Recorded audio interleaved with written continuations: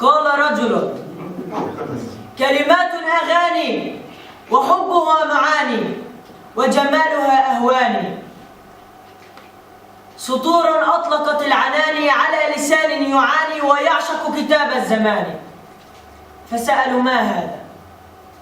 أهذا كتاب زخرف بألوان استوحى، كتاب أنزل من معجزات الكون والإنسان إلى محمد رسول الله من الرحمن.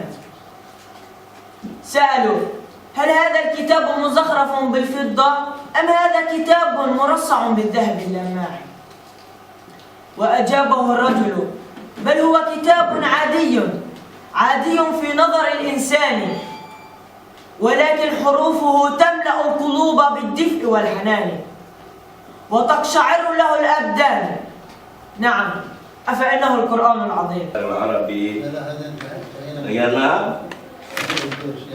إيه طب أنت كدب حالك، شو رأيك بدك تحكي في الميكروفون؟ أريح لك؟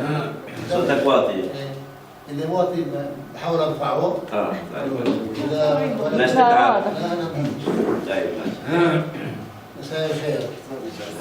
انا مسرور جدا ان التقي بكم في هذا المنتدى الادبي الجميل. اخترت لكم موضوعا مهما جدا، وهو في نظري موضوع لم يترك ولم يتحدث عنه أناس كثيرون.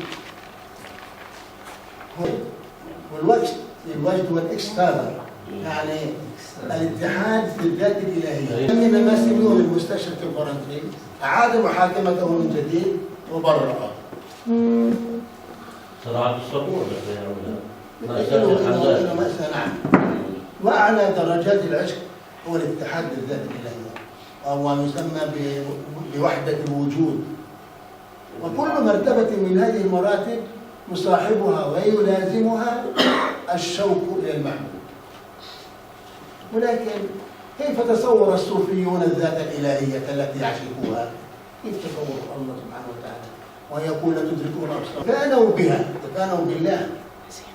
إن كلمة الحب قد ذكرت في القرآن الكريم وفي الأحاديث النبوية الشريفة مرات كثيرة.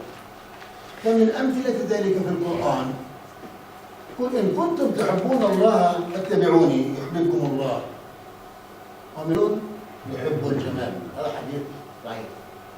وأرى أن هذين هما مصدران من مصادر الحب عند الصوفية الصالحين، وهو حبيبهم في الجمال والصورة الحسنة.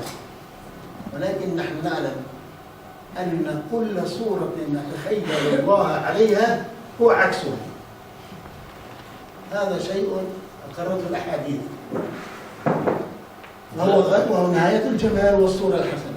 والشعراء الصوفيون لا ينكرون التجسيد ولا الحلول، هم يقرون بهذا. طبعا الحلاج سيدهم، وكل منظر جميل رائع عندهم هو من صور الله تعالى. وقد رأيت في هذه الكلمة أن ألم بشيء مما نظمه ثلاثة من كبار شعراء الصوفية في الحب، وهم يمثلون العشق الصوفية أحسن تمثيل.